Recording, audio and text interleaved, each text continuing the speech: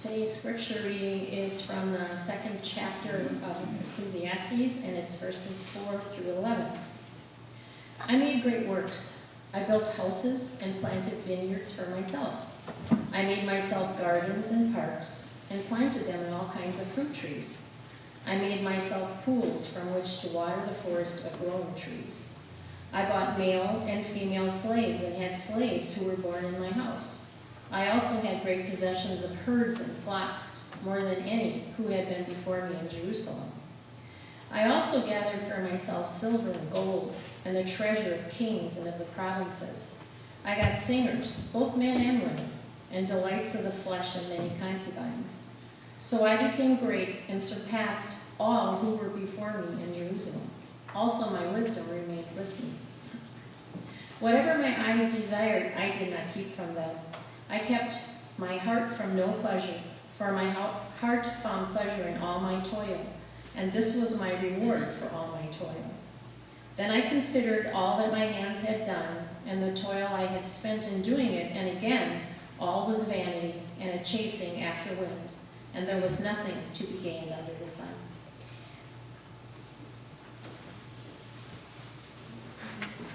Thank you, Kathy.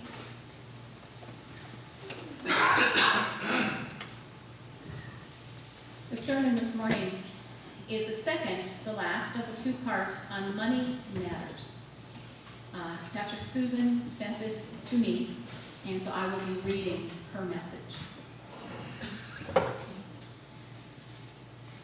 It's entitled Money and the Meaning of Life. Today's message is about money and the meaning of life. I'd suggest that if you are unclear about the meaning of life, then money and the acquisition of wealth and possessions may, by default, become the meaning of your life. And when the acquisition of wealth becomes the meaning or aim of your life, you'll find yourself emotionally, spiritually, and existentially bankrupt. You'll get to the end of your life and find that it was meaningless. The Bible's great illustration of this was King Solomon. He began his life well, but somewhere he got off track. As a young man, Solomon became king, and God was pleased with him. He did not pray for wealth or power, but wisdom. Solomon led the building of a temple in Jerusalem. He wanted to build a place to honor God, where people would come for generations to meet God. He built it to look like a palace, recognizing God as Israel's king. His wisdom and his faithfulness to God brought blessings in his life.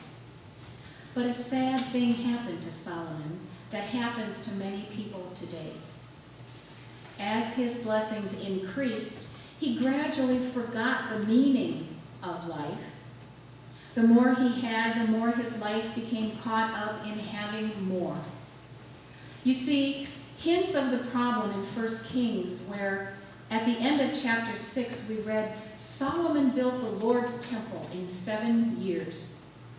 Now as for Solomon's palace, it took 13 years for him to complete its construction. Did you notice the subtle hint that something was wrong? 7 years for God, 13 years for Solomon. He spent the first 7 years as king building the great temple. But then the next 13 years building his own, now even greater, grander palace. In 1 Kings chapters 10 and 11, it describes Solomon's insatiable desire for more. He had 14,000 chariots, 12,000 horses, 700 wives, and 300 concubines. His cups were made of gold rather than the silver, because silver was not good enough for the king. 1 Kings 11 makes plain that the list of his riches implied, as Solomon grew old, he wasn't committed to the Lord his God with all of his heart. No one knows for sure who wrote Ecclesiastes in the Old Testament, but it seems to capture Solomon's story and is meant to represent his perspective near the end of his life. Listen again to the words we heard in our scripture reading. I denied myself nothing my eyes desired. I refused my heart no pleasure. Yet, when I surveyed all that my hands had done and what I had toiled to achieve, everything was meaningless, a chasing after the wind. When money is the meaning of life for you, in the end you find it is meaningless, chasing after the wind. Paul writes some tough words in 1 Timothy 6. Those who want to be rich fall into temptation and are trapped by many senseless and harmful desires that plunge people into ruin and destruction. But then he goes on to write that Timothy was to instruct the people he was shepherding. To do good, to be rich in good works, generous and ready to share, thus storing up for themselves the treasure of a good foundation for the future, so that they may take hold of the life that really is life. To do good, to be rich in good works, generous and ready to share. Friends, this is how we are meant to live as individuals and as a church. The point of today's message, money is not the meaning of life. Acquiring wealth and possessions is not the meaning of life. The meaning of life is in giving and serving and blessing. It is in loving God and loving one's neighbor. One young man who figured this out at an early age was named Clay Kavlik. Each year he tells the kids he invites to his birthday party not to bring him presents, but instead to bring food to share with people who are hungry. One year recently for his party, he asked kids to bring breakfast cereal to share with kids in Kansas City who may need some help. His friends brought 103 boxes of breakfast cereal. Enough breakfast for 103 children for 2 or 3 weeks. Clay learned a long time ago that it is more blessed to give than receive. Now how cool is that? But here's what I'm wondering. Have you learned this lesson yet? So here's my invitation to you. First, to own that money and possessions are means to another end. The meaning of life is found in loving God and loving your neighbor.